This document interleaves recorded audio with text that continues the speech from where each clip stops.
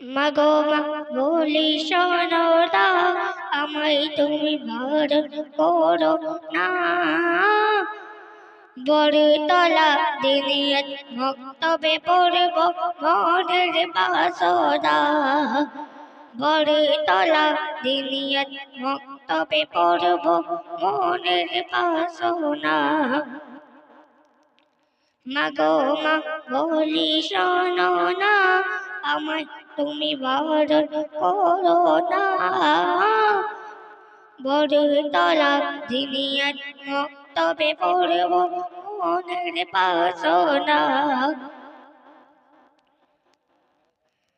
দিন শিক্ষা নেব আমি, তাই তো মক্তব যেতে চাই। দিন শিক্ষা নিলে পরে আল্লাহর রহম মিলে যায়।